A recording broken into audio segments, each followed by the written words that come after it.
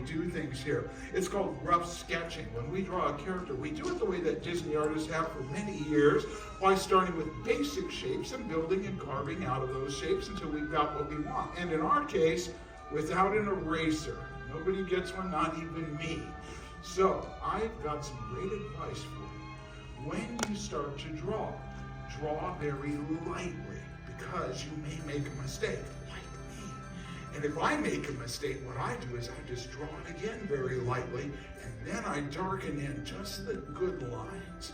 Lock them in, as Sam and I like to say, and by the end of it, you usually have a pretty good drawing of it, whatever character I'm drawing. And in this case, it's going to be a very special character.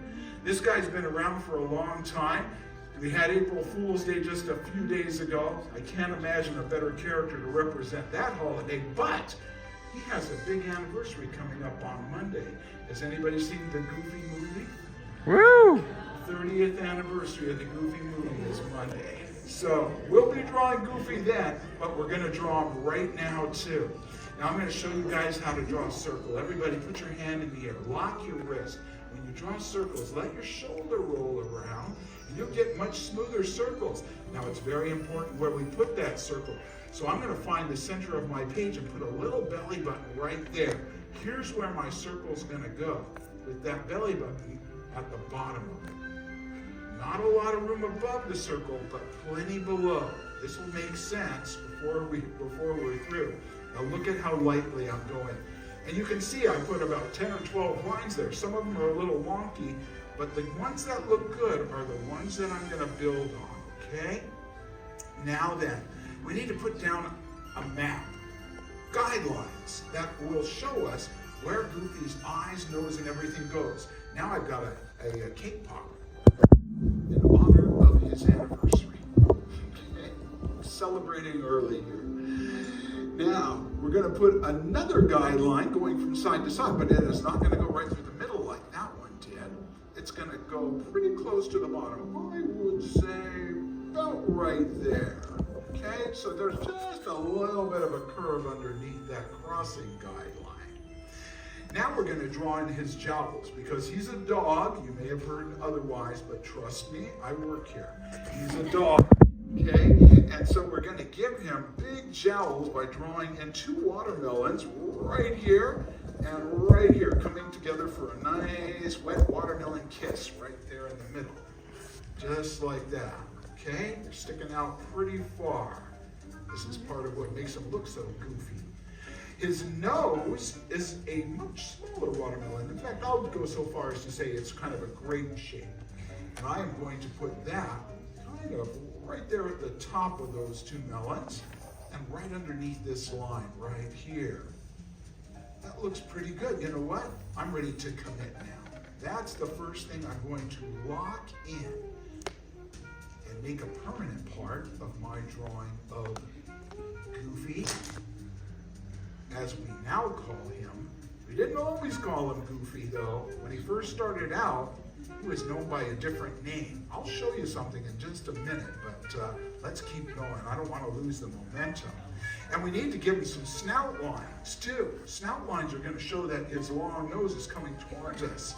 So I'm just going to put a single line rainbow right very close above his nose, and a slightly shorter one just above that one. There we go. That'll give it some length.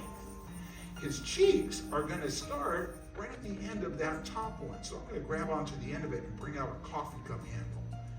This is the way coffee cup handles looked in the days when I was just a kid, long before Starbucks. There we go. Now coffee cups don't even have handles. Not at Starbucks, they don't. Let's go ahead, and now that we've got his cheeks in place, we're going to see the ends of his big silly smile. I'm just going to put a little curve inside, right above those watermelons that we drew, and on top of it, I'm going to put a little single line rainbow. That's just going to show that his smile is pushing up his cheeks. And now we can start to work our way around those jowls and get those locked in. And as we do, I'll give you a little bit of Goofy history. He was born way back in 1932. Oh, I remember it well, right? And he was in a cartoon as just a bit player. It was called Mickey's Review. And in this swell cartoon, Mickey and his pals were putting on a show. And there was this weird dog, this kind of hillbilly dog, sitting there eating popcorn and yucking it up. And his yuck sounded like this. And so it was driving everybody else in the cartoon crazy, except audiences. They loved this character that at that time, they were just calling him Dippy Dog. I'm going to show you what he looked like back then in 32. A little different, right? A little more shaggy, a little more hillbilly. He's changed a lot. He didn't even have the buck teeth. He just had this one lone tooth here on the bottom and glasses. But right away, Walt Disney and his team knew that they had struck on something really special. I'm going to give this guy some whiskers here. And so they started giving him more parts, old Dippy Dog. And eventually, Walt said, this is a star.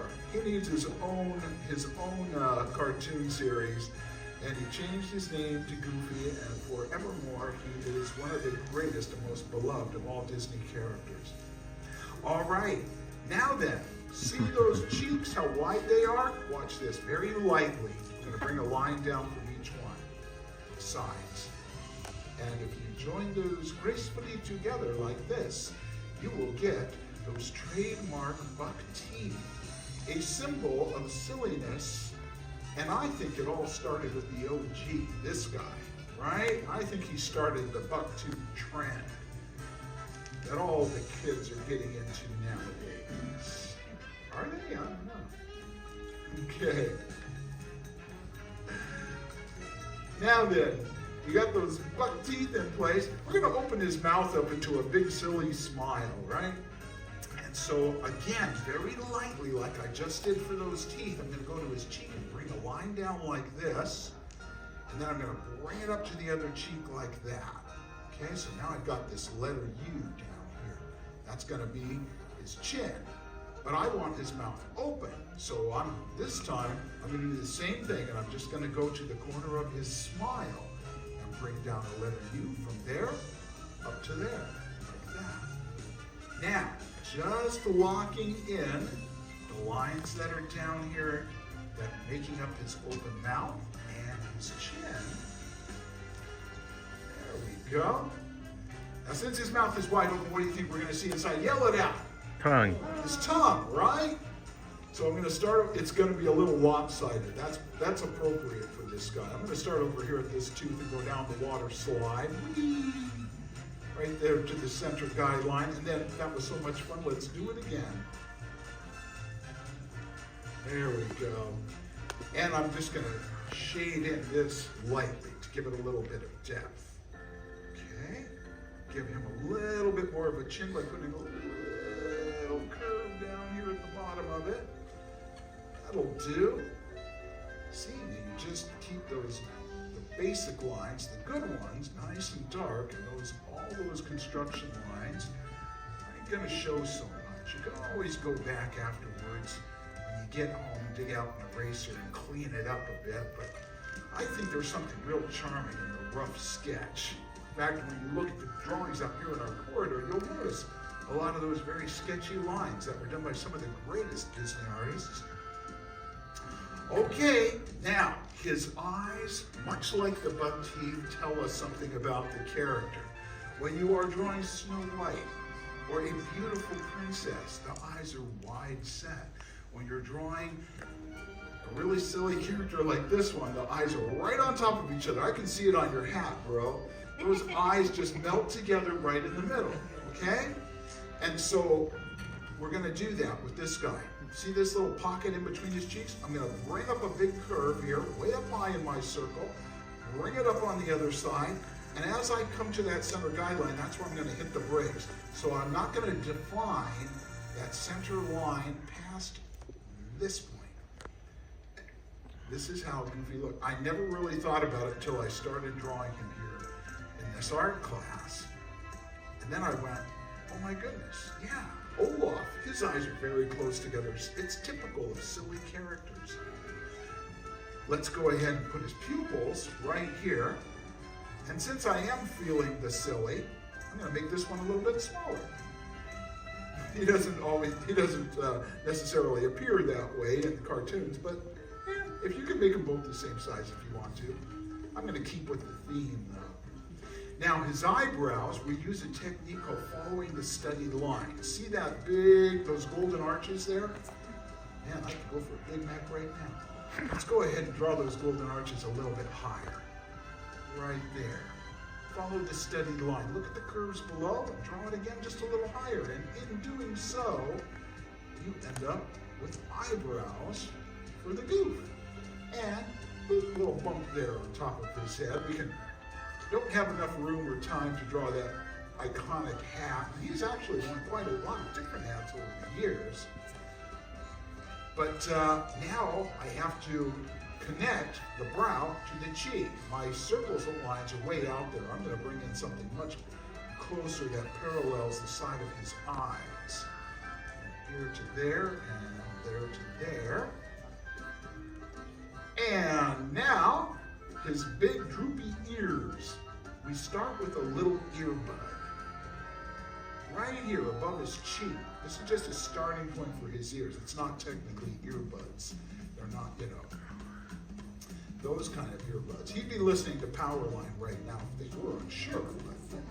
We're going to have his ears dangling down, looking kind of droopy. So very lightly again, I'm just going to bring down. And about not far under his chin, I'm going to do a U-turn and head back up. So you get these kind of wobbly baseball bats hanging down. Very lightly again here. Bring her on up. Gosh, there he is. Go ahead and lock this in. Now that voice, that was originally created by a wonderful, wonderful actor. He was a former circus clown named Pinto Colvig. Pinto was used many times by Mr. Disney in the early days of his studio. Of course, he is the iconic voice of Goofy, but he would also do the barks and yelps for Pluto. And in the classic, and I mean the original Snow White and the Seven Dwarfs, 1937, he is three of the dwarfs. He is Grumpy, Dopey, and I believe Sleepy. And if you're thinking, wait a minute, Dopey doesn't talk, and that's true, but he gargles. And so the gargles were done by Pinto. Very quickly and very lightly, I'm just going to darken in those ears.